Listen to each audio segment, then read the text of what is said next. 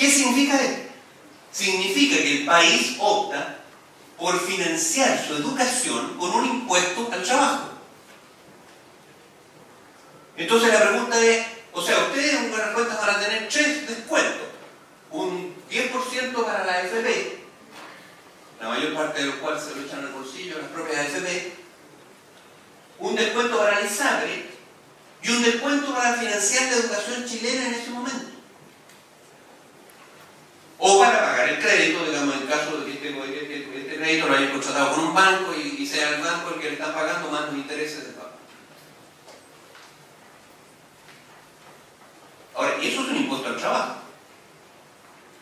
¿Eso mejora la competitividad de Chile? No, aparte de ser injusto, absolutamente injusto, aparte de ser irracional. Porque ustedes podrían alegar, por ejemplo, que no hay igualdad ante la ley. Porque los que no pudieron pagar van a tener que cargar ellos, ¿no es cierto?, con determinada el gasto en el futuro.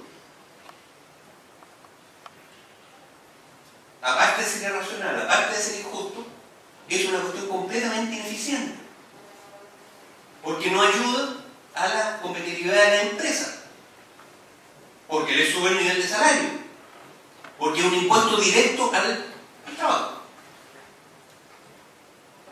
Por esta razón, los países tienen, y Chile tenía, sistemas de educación gratuito. Si esto no es un regalo que se le hace a gente. Este es el mejor negocio que puede hacer un país, es elevar la calificación de su fuerza de trabajo. Porque aumenta su productividad. Una de las fuentes, la fuente de la riqueza de las naciones modernas es la calidad y cantidad de su fuerza de trabajo. Y por lo tanto, si un país eleva la calidad de su fuerza de trabajo, está elevando la riqueza de su pueblo.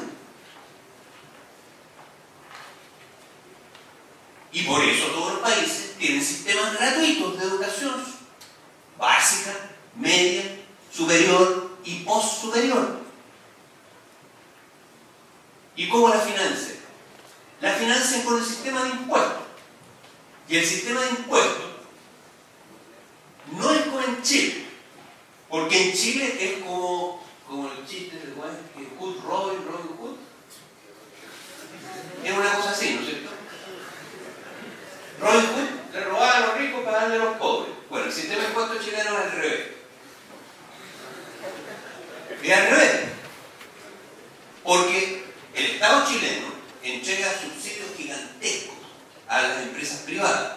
Sin embargo, el Estado chileno se financia en parte muy importante, más del 40%, con impuestos directos como el IVA, con impuestos indirectos, perdón, como el IVA, que cargan por igual a toda la población. Sea rico o sea pobre, paga el mismo 19% de IVA. Con la diferencia que el que es pobre, ¿no es cierto?, destina a comprar cosas que pagan IVA, todos sus ingresos. En cambio, el que es rico destina a comprar cosas que pagan IVA, una parte de sus ingresos. Entonces, en definitiva, proporcionalmente a su ingreso termina pagando más el más pobre que el más rico. Y sin embargo, en la distribución de los gastos del Estado, una parte más significativa va en apoyo de las empresas que lo que va en apoyo de la misma gente. Entonces, como Robin Hood, pero al revés. Bueno, pero en otros países, como en Australia, por ejemplo, o en Francia, o en Estados Unidos, o en Alemania, o en Inglaterra, o en Brasil, o en fin, sumen ustedes y digan, los sistemas impositivos son como Robin Hood. O sea, digamos, lo que más tienen, más pagan. Y por supuesto que las empresas que en Chile no pagan impuestos, porque en Chile las empresas lo que hacen es anticipar parte de los impuestos de sus dueños, porque lo que pagan impuestos las empresas después se les descuentan del global complementario de sus dueños.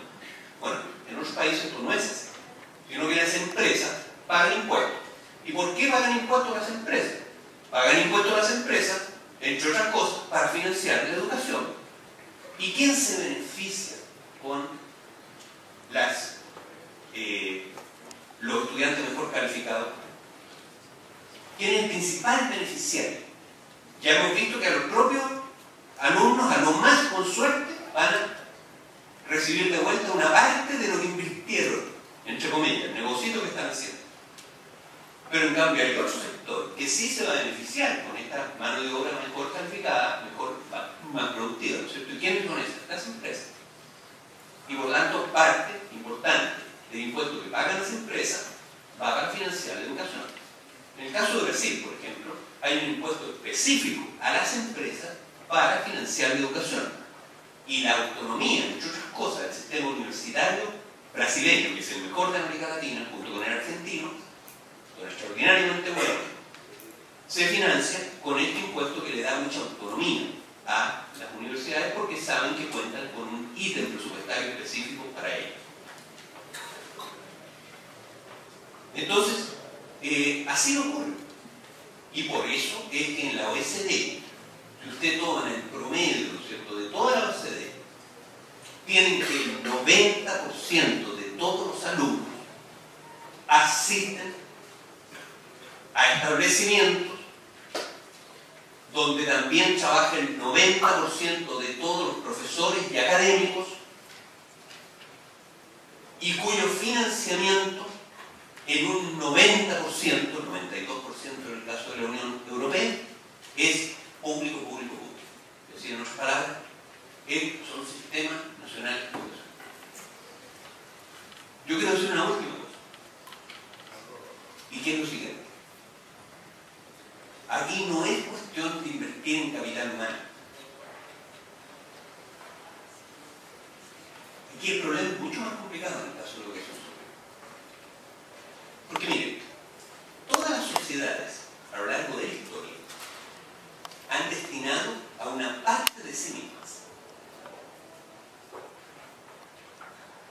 a funciones que son el dedicarse a la ciencia, a la técnica, a la literatura, al arte, a la cultura. Todas las sociedades humanas han hecho. Es una de las cosas que nos distingue a los seres humanos. Por decirlo así, todas las sociedades humanas han destinado una capa de sí mismas a las labores así llamadas del espíritu.